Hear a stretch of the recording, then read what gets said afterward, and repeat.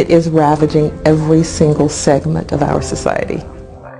This is a chemical, almost warfare on us that people don't know how to control. The high school cheerleader addicted at 15.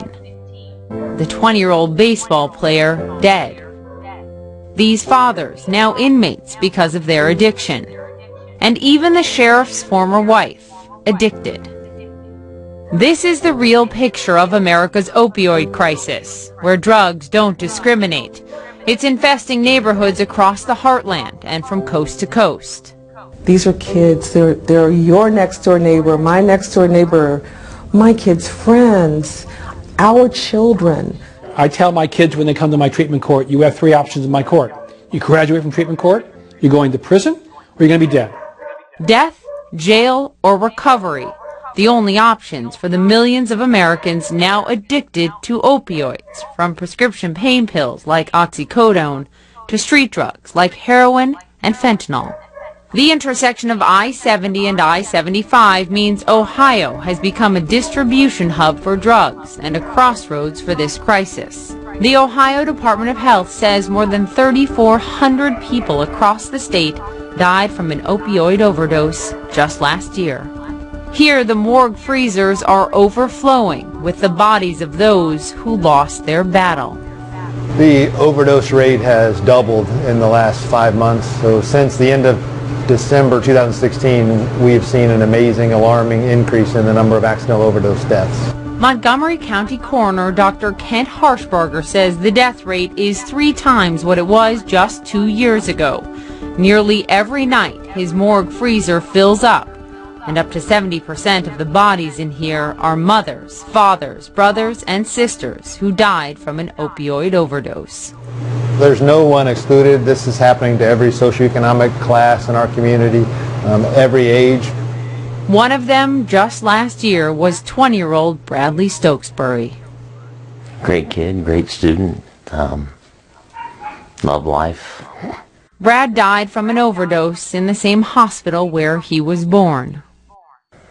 He was only carried on the Stokesbury name. He was my only son. He overdosed on a Sunday, just hours after he went to church with his parents, then to a friend's house, then he collapsed. Dr. Harshbarger found the opioid fentanyl more powerful than heroin in his system. Do you still wake up some mornings and think, this didn't happen to us? Oh, yeah. I wake up every morning with that. How are you holding up? It makes me feel good to help others talk about it. Because usually, I'm okay with it. Not okay, but I'm better than most. And I don't know, it helps me to have others talk about it. And when they get it out, it helps me get it out. Mm-hmm. So, what do you want everyone to remember about your big brother? Just his smile. His laugh. What do you say to parents out there?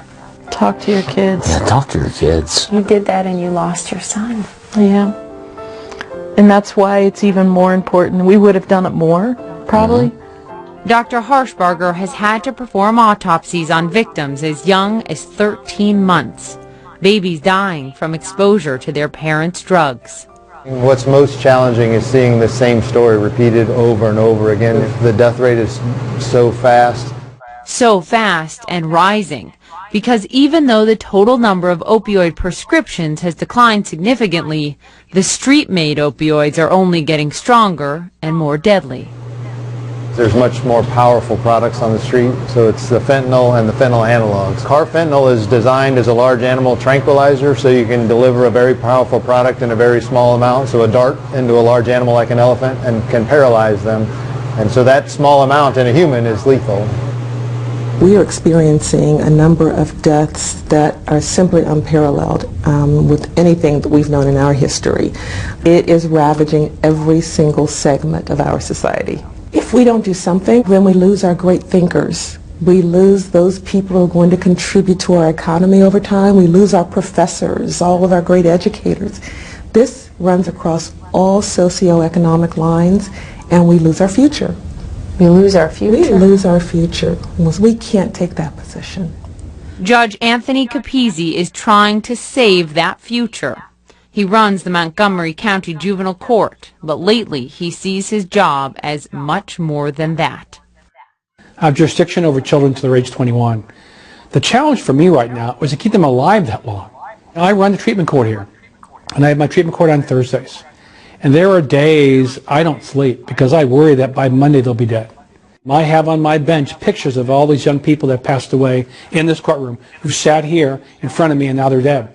Rachel's one of the youngest girls I had because she was using heroin 2 or 3 years ago when it was really rare for a child to use it.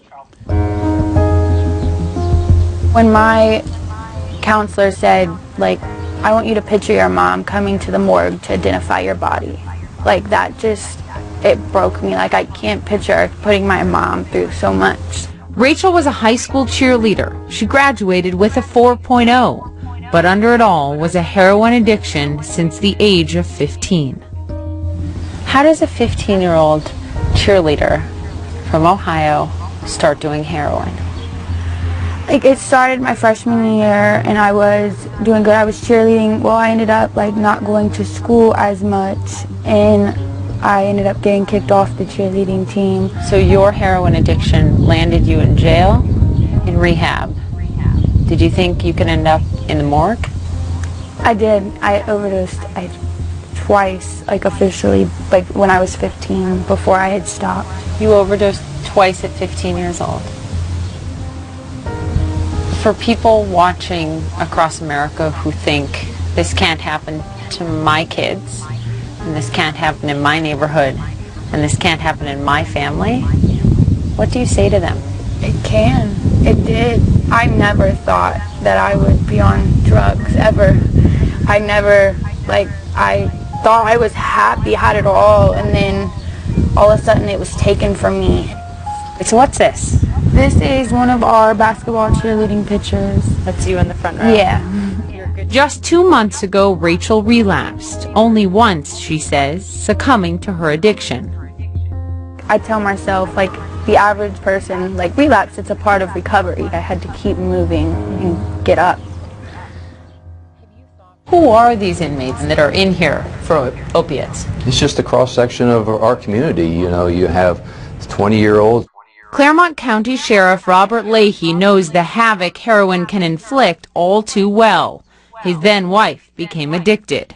First, it was prescription painkillers as she recovered from a severe fall, but that ballooned into a heroin addiction while they had a 3-year-old son at home. Now, after treatment, she's been sober for 3 years. While she was in treatment, she had caught on to another group of people who brought her up to the next level, which was heroin. It will take your family and turn it upside down. It did that to you? Absolutely. It broke your family apart? Yes.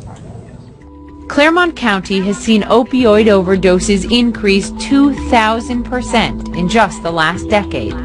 He runs this jail, but knows jail alone doesn't heal addiction. It takes more. That's why they've started the CAST program here. Have some compassion, you know, and my job is to enforce the law, but you can also do that with some compassion. We just can't throw everybody's ass in jail.